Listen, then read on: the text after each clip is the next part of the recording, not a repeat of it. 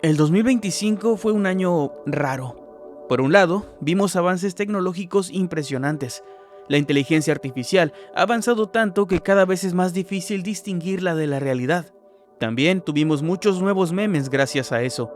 Pero al mismo tiempo, pasaron cosas que nos siguen recordando lo misterioso y extraño que nuestro mundo puede llegar a ser. A pesar de haber cámaras por todos lados, registros digitales y tecnología capaz de rastrear casi cualquier cosa, algunos hechos continúan desconcertándonos, y hoy les presentaremos algunos de ellos. Así que pónganse cómodos y apaguen la luz, porque estos son 7 misterios sin resolver del año 2025. Recuerden que este contenido lo pueden escuchar a través de las plataformas de audio completamente sin censura en cualquiera que ustedes gusten. Y también les deseamos un muy feliz año nuevo. Ojalá hayan pasado muy bien estas fechas. Bienvenidos al que sería el primer video de este 2026 con Mundo Creepy. Gracias por acompañarnos. ¿Qué tal? Buenos días, tardes o noches. Los saluda su amigo Nightcrawler Y su amigo Masketman. Sean bienvenidos a Mundo Creepy. Comenzamos.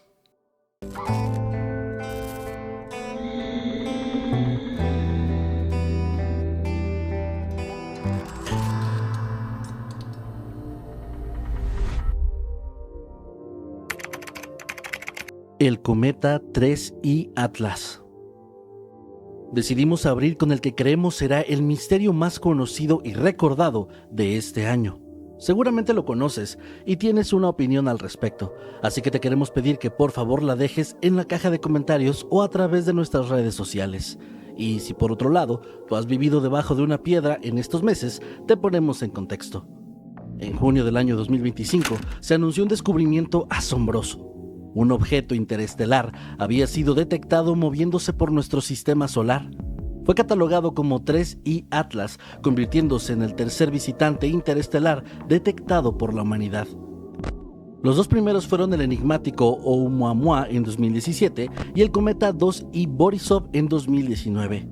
El 3I Atlas, también designado oficialmente como C-2025-N1 Atlas, fue avistado el 1 de junio de 2025 por el telescopio Atlas en Chile.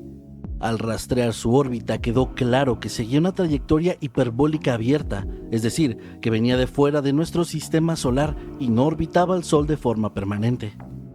Afortunadamente también se supo que no representaba un peligro para la Tierra. Pero lo que realmente intrigó a la comunidad científica, pero sobre todo al público general, fueron las especulaciones sobre su origen y su verdadera naturaleza.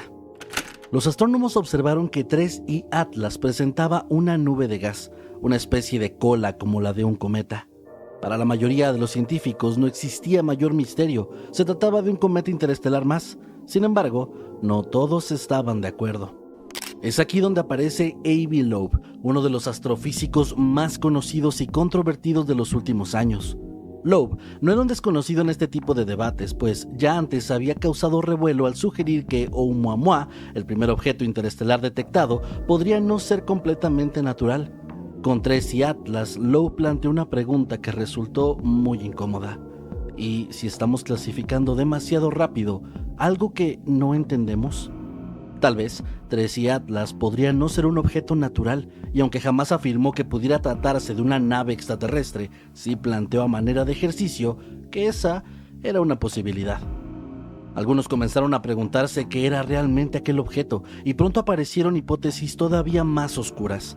Tal vez se trataba de una sonda antigua, enviada por una civilización extinta hace millones de años, que quizá en su trayectoria no tenía una coincidencia y que podría estarse dirigiendo directamente hacia la Tierra. El simple hecho de que no proviniera del sistema solar ya lo volvió un objeto extraordinario. No pertenecía a nuestro vecindario cósmico y, tras su paso, no regresaría jamás. Uno de los puntos que llamó la atención fue su brillo. En el espacio solemos asumir que algo brillante es grande, pero esa relación no siempre es correcta. Un objeto pequeño, si refleja bien la luz del sol, puede parecer mucho mayor de lo que en realidad es.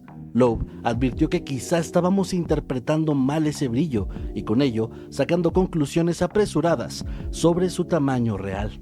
Otro de los elementos que alimentó la especulación fue su trayectoria. Su recorrido llamó la atención porque implicaba una aceleración natural al pasar cerca del sol. En astronomía, cuando un objeto se aproxima mucho a una estrella, puede ganar velocidad gracias a su enorme gravedad, como si recibiera un impulso. Es aquí donde algunos se preguntaron si, tras esa maniobra alrededor del Sol, el objeto había acelerado como un impulso calculado para llegar a nuestro planeta. Poco a poco, este fenómeno dejó de ser solo astronómico y comenzó a convertirse en un tema de conversación a nivel global. Pronto personas de todo el mundo hablaban de la inminente llegada de una nave espacial extraterrestre a nuestro planeta Tierra. Se decía que el objeto llegaría a la Tierra el día 27 de octubre del año 2025. Pronto aparecieron publicaciones alarmistas asegurando que el objeto se estaba acercando directamente hacia nosotros, que su trayectoria había cambiado o que había mostrado supuestas imágenes filtradas donde se podía ver su verdadera forma, la de una nave espacial. En foros y videos se hablaba de una posible invasión, mientras otros afirmaban que los gobiernos sabían más de lo que estaban diciendo. Mientras tanto, la información oficial era mucho menos dramática. Las agencias espaciales aclararon que TESS y Atlas no se acercaría peligrosamente a la Tierra, que su distancia mínima sería enorme en términos astronómicos y que no existía ningún riesgo de impacto, pero aún así, los rumores no se detuvieron. Pero cuando llegó el momento de la verdad, el objeto siguió su trayectoria prevista, pasó lejos de la Tierra y continuó su viaje de salida. Para muchos, esto marcó lo que sería el fin del misterio, pero para otros más, solamente se despertaron más dudas. La mayoría de los científicos sostienen que en realidad nunca hubo un misterio en primer lugar, que TESS y Atlas siempre fue un simple cometa, un objeto interesante, sí, pero natural e inofensivo. Sin embargo, en pequeños sectores de aficionados a la ufología, todavía se plantean posibilidades alternas. Que tal vez los tripulantes de la nave supieron que los habíamos detectado y decidieron posponer la invasión. O que tal vez no era una nave tripulada, sino una sonda enviada para recolectar información de nuestro planeta y sistema solar. Tal vez todavía no estábamos listos para conocer a una civilización más avanzada. Y sea lo que haya sido, sin duda alguna, el TESS y Atlas se convirtió en un fascinante misterio que nos dejó este año pasado, 2025. Las cenizas de Las Vegas. Continuamos con un misterio poco conocido y del que hay muy poca información, pues se trata de una investigación en curso, pero les aseguro que es tan interesante como inquietante. Todo comenzó a finales de julio del 2025, cuando un residente local que exploraba el desierto de Mojave cerca de Searchlight, en Nevada, a unos 90 kilómetros de Las Vegas, hizo un descubrimiento estremecedor. En medio del desierto se topó con más de 300 montículos de polvo de color gris, que parecían ser cenizas y estaban dispersos por todo el terreno. Cuando las autoridades analizaron estos montículos, descubrieron algo escalofriante. Se trataba de restos humanos incinerados, lo que de inmediato despertó preguntas obvias, como ¿quién las había puesto ahí? ¿Por qué lo había hecho? Y más importante aún, ¿a quién o a quiénes pertenecían estos restos? Pronto se inició una investigación para determinar el origen de esos 315 montones de cenizas. Durante semanas estos restos permanecieron expuestos al sol del desierto mientras las autoridades recolectaban información, al menos hasta finales de octubre, cuando un equipo de la funeraria Palm Mortuaries and Cemeteries con sede en Las Vegas se ofreció voluntariamente para recolectar y resguardar los restos. Las cenizas fueron trasladadas a una cripta en un cementerio del centro de Las Vegas, asegurando así que tuvieran un lugar digno de descanso. Se barajó la hipótesis de que podrían haber sido puestas ahí por una empresa funeraria o crematorio que tenía bajo su custodia muchas cenizas no reclamadas. Básicamente, se cree que una funeraria poco ética pudo haber arrojado los restos ahí para evitar los costos asociados con el almacenamiento o el entierro adecuado. Pero esta hipótesis no ha convencido a todos y algunas personas creen que podría haber algo más detrás. Pero al tratarse de restos incinerados, el caso se vuelve extremadamente difícil de investigar, pues encontrar restos de ADN resulta casi imposible. Aún así, se dijo que algunas personas pudieron ser identificadas, pero las autoridades no han dado más información al respecto, ya que la investigación sigue en curso. Tal vez nos encontremos ante uno de esos casos donde la explicación más simple es la correcta, y todo se trate de un malentendido. Pero de no ser así, estaríamos ante uno de los misterios más inquietantes no solo del año 2025, sino de la historia entera de Nevada. Por lo pronto, con la poca información disponible, solo podemos decir que este es un misterio que aún parece estar lejos de resolverse. La avioneta desaparecida en Australia. Este es sin duda alguna un misterio tanto triste como trágico. Ocurrió en Australia el 2 de agosto del 2025, cuando el piloto Gregory Bohan, de 72 años, despegó en una avioneta ligera desde Georgetown, en el norte de la isla de Tasmania, junto a su pareja Kim Warner, de 66 años, y su perrita Molly. La pequeña aeronave, una biplaza modelo Bristol SLSA de color verde brillante, tenía planificado hacer una escala de repostaje en el estado de Victoria y después seguir hasta su destino final en Hillston, Nueva Gales del Sur. Pero esto jamás ocurrió. A eso de las 5 de la tarde de aquel sábado, al no haber noticias del avión, los familiares comenzaron a preocuparse. No se había recibido ninguna llamada de socorro y tampoco una señal de emergencia. Simplemente, esta aeronave no había aterrizado en su destino a la hora prevista. De inmediato, se lanzó una operación de búsqueda y rescate que terminaría siendo una de las más extensas realizadas en la zona del estrecho de Bass, el peligroso mar que separa a Tasmania de Australia continental. Helicópteros, avionetas, barcos guardacostas e incluso el ferry Spirit of Tasmania se involucraron en los esfuerzos de rastreo. Las condiciones no ayudaban, y es que en días posteriores hubo mal tiempo, nubes bajas y oleaje, lo que complicó las labores de rescate. Aún así, se peinaron áreas costeras, islas pequeñas, aguas poco profundas y zonas terrestres remotas en la ruta prevista. Pero, a pesar de esta búsqueda intensa, no se encontró ningún rastro del avión. No había restos flotando en el agua y tampoco señales de un posible amerizaje forzoso. Las autoridades revelaron que, por tratarse de un vuelo privado, bajo reglas de vuelo visual, la avioneta no estaba obligada a llevar un transpondedor activo y tampoco a presentar un plan de vuelo detallado. Esto significa que en los radares su pista era prácticamente invisible. Además, al volar sobre grandes extensiones de mar y zonas despobladas, no había testigos que pudieran aportar información.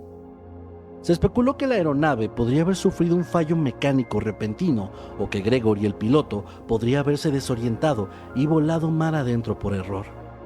Tras más de una semana de operaciones intensivas, la búsqueda oficial fue suspendida sin resultados. Las palabras de los investigadores fueron desalentadoras. Con el paso de los días y dadas las temperaturas frías del mar, la posibilidad de encontrar sobrevivientes era prácticamente nula. Sin embargo, la familia y amigos de Greg Bohan y Kim Warner han mantenido la esperanza e incluso organizaron búsquedas privadas adicionales, negándose a aceptar esta incertidumbre. Hasta hoy, ni el fuselaje ni los cuerpos han sido encontrados. En otro de esos casos, donde un avión que vuela sobre el océano parece simplemente desvanecerse en el aire. Un misterio que esperemos pronto pueda ser resuelto para que los familiares y amigos de Greg, Kim y Molly puedan tener un cierre muy necesario. Hola, si estás disfrutando este contenido, te recordamos que tenemos otros contenidos también que seguramente te pueden interesar. Tenemos, por ejemplo, Noctámbulos Podcast, donde hablamos de crimen real y otros sucesos extraños en una plática como de amigos. También tenemos cada viernes un nuevo episodio de Historias de Mundo Creepy con los relatos más aterradores de nuestra audiencia. Y por supuesto, Creepypastas de Mundo Creepy, donde contamos historias que nosotros mismos escribimos. Todo está disponible en YouTube y también en las plataformas de audio. Muchas gracias y continuamos con este episodio. La muerte de Helen Garay.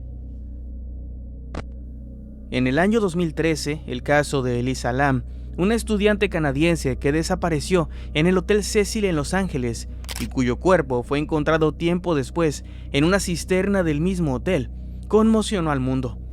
Y aunque es muy pronto para decirlo, el caso del que les hablaré a continuación podría convertirse en un misterio igual de macabro. El 14 de diciembre del 2025 en Miami, Florida, la doctora Helen Maciel Garay Sánchez, de 32 años, fue hallada muerta dentro del congelador de una tienda Dollar Tree en el barrio de la Pequeña Habana. Helen era una anestesióloga originaria de Nicaragua y madre de 2 niños pequeños. Sus familiares la describen como una profesional dedicada y una madre amorosa. Su fallecimiento, sin embargo, ocurrió en circunstancias sumamente extrañas que aún no se han esclarecido del todo.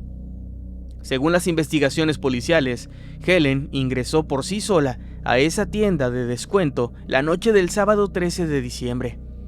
Las cámaras de seguridad muestran que no compró nada y se dirigió hacia el área del almacén, que no es accesible para el público. Ahí estaba ubicado un amplio congelador industrial. Por razones que se desconocen, la mujer entró a la cámara frigorífica y se quedó ahí encerrada. La tienda cerró esa noche sin que nadie notara su presencia, y fue hasta el día siguiente, a las 8 de la mañana del domingo, cuando una empleada abrió el congelador y descubrió el cuerpo sin vida de Helen en el interior. Inmediatamente llamó a las autoridades. La autopsia confirmó que Helen murió por hipotermia y no se encontraron signos iniciales de agresión física o de lucha. Asimismo, la policía declaró que no se sospechaba de intervención de terceros, es decir, no parecía un homicidio ni había indicios de un crimen. Todo apuntaba a una muerte accidental, pero bastante extraña. Se barajaron varias teorías. Algunas personas señalan que pudo haber sufrido de un episodio de desorientación o una crisis mental que la hiciera esconderse ahí. Tal vez intentó buscar algo en esa área restringida y la pesada puerta se cerró detrás de ella. Algunas fuentes mencionaron que el informe forense halló en el cuerpo lesiones menores, posiblemente provocadas por la misma Helen, tratando desesperadamente de golpear la puerta desde dentro para pedir auxilio.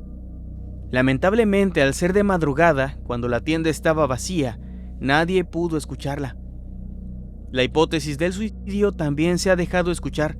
Sin embargo, se desconoce si existía algún motivo por el que Helen quisiera acabar con su propia vida, y además, hacerlo de una manera tan inusual.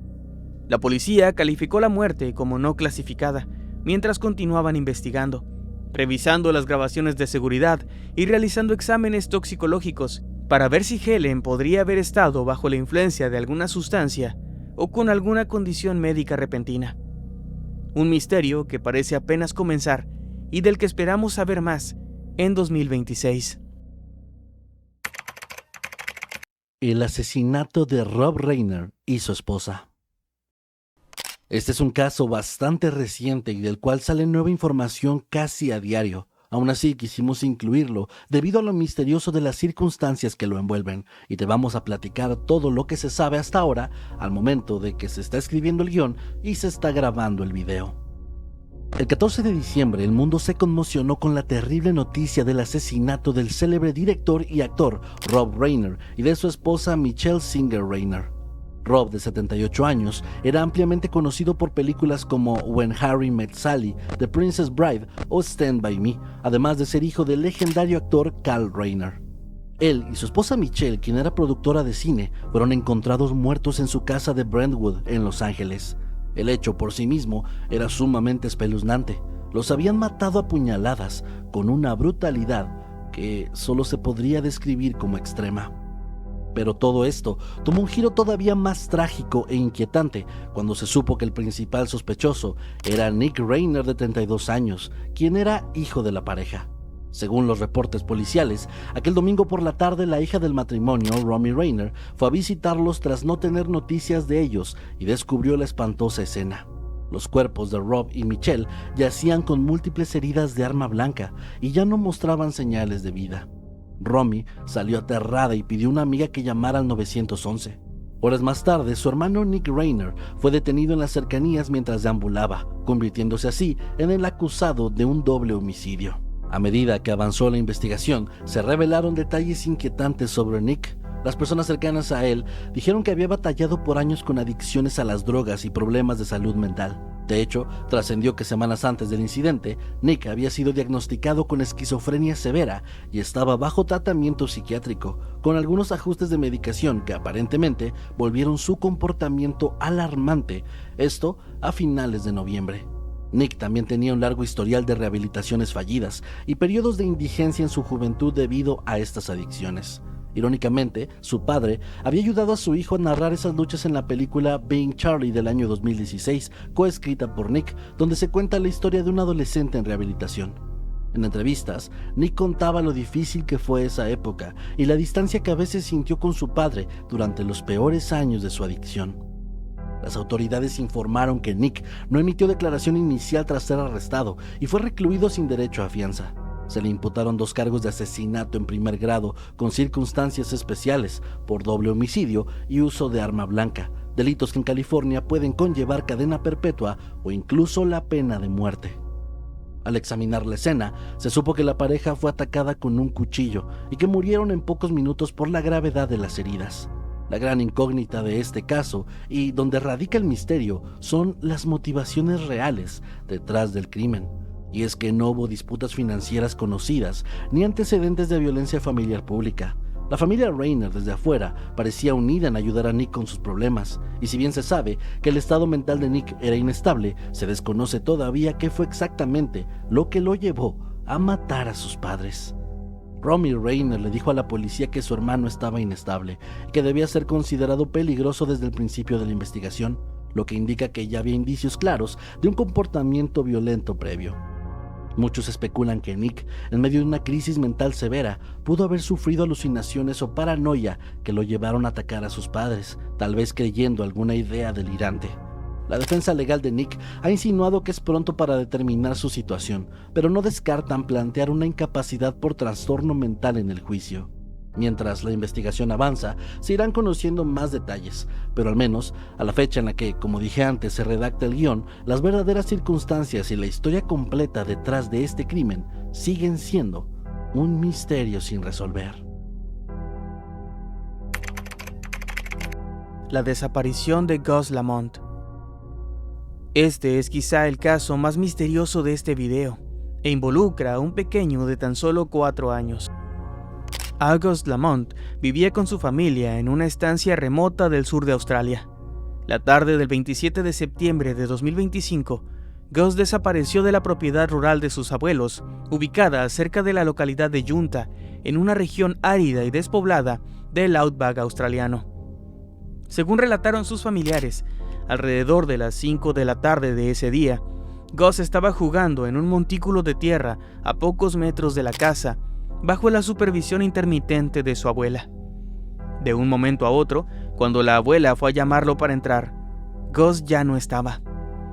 Al principio pensaron que podía haberse alejado caminando, pues era un niño curioso y activo, aunque tímido con los extraños. Así que la familia inició una búsqueda en los alrededores inmediatos, pero tras no encontrarlo, alertaron a la policía local. Así fue como comenzó una de las operaciones de búsqueda más grandes e intensivas en la historia de Australia del Sur. El lugar de la desaparición, la estancia Oak Park, abarca 60.000 hectáreas de terreno semidesértico.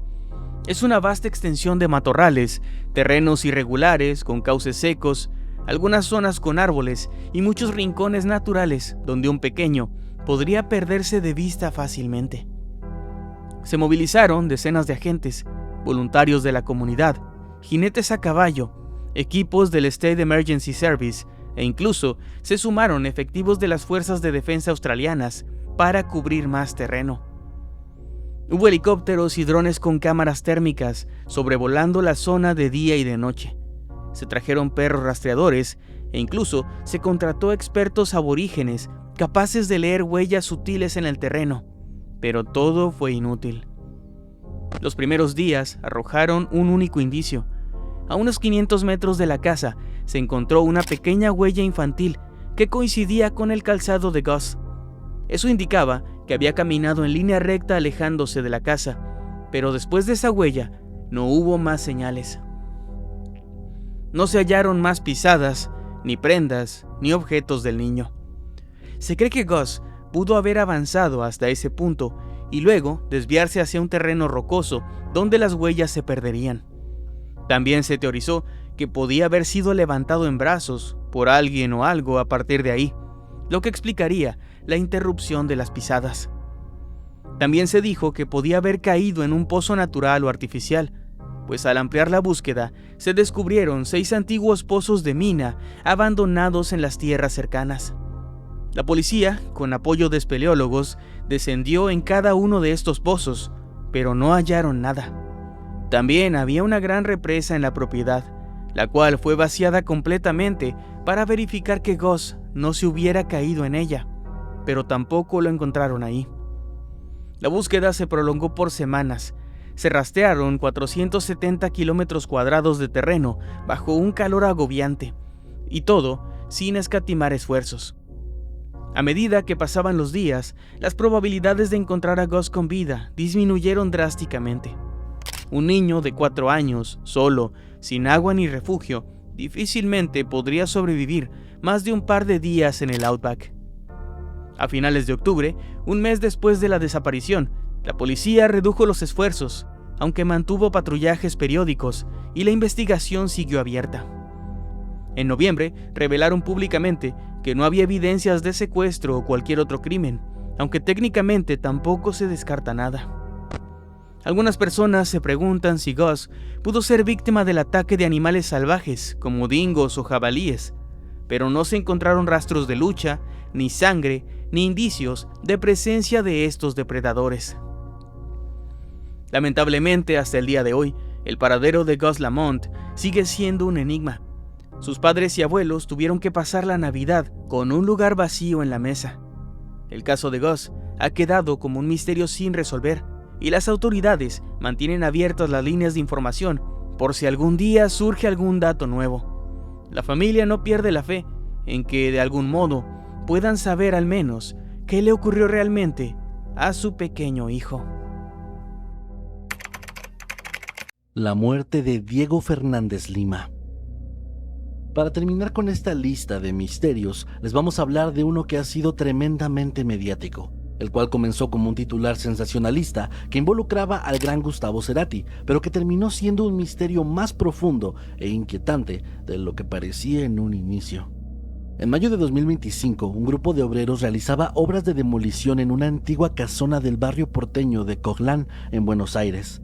Esa propiedad tenía su historia. Alguna vez fue un geriátrico, más tarde perteneció a una artista plástica llamada Marina Olmi, y entre 2001 y 2003 fue alquilada por Gustavo Cerati, el legendario líder de Soda Stereo, mientras la dueña residía en el extranjero. Durante las excavaciones, los trabajadores notaron algo extraño. De la tierra removida se asomaron huesos humanos. Avisaron inmediatamente a la policía de la ciudad, que acudió el 20 de mayo al lugar y comprobó que efectivamente había restos óseos enterrados a poca profundidad en el patio. Así, se inició una investigación forense a cargo de la Fiscalía número 61 de Buenos Aires. En un principio, los titulares eran dramáticos e impactantes. Decían cosas como: encuentran restos humanos en la que fue la casa de Gustavo Cerati. En internet, la gente saltó rápidamente a conclusiones y se hicieron bromas y rumores sobre si Cerati había asesinado a alguien y ocultado el crimen. Sin embargo, esto no duró mucho, pues rápidamente se determinó que los huesos eran de una época anterior al breve tiempo en que Cerati habitó la casa. El músico vivió ahí sin saber nunca que había un cuerpo enterrado en el patio.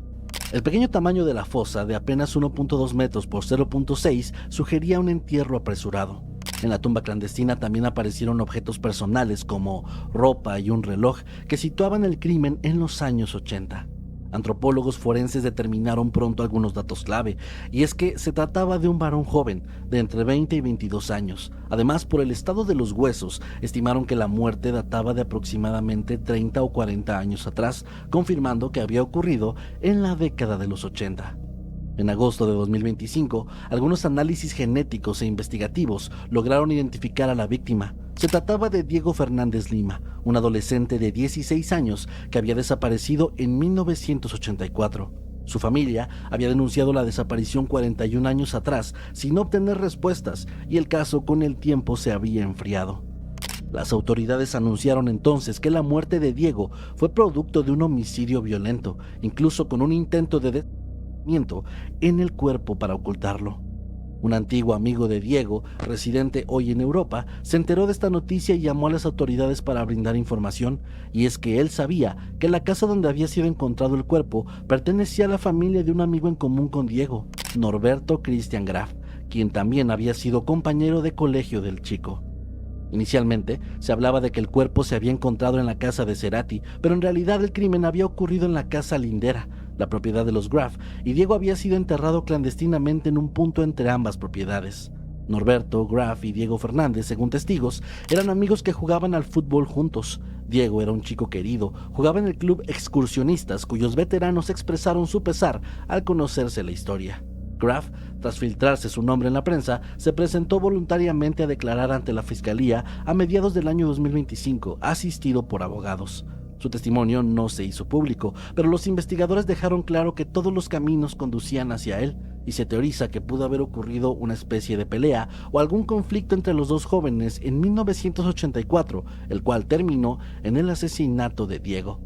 Graff habría entonces sepultado el cuerpo ahí, encubriendo el crimen durante décadas bajo silencio, tal vez incluso con ayuda de miembros de su familia.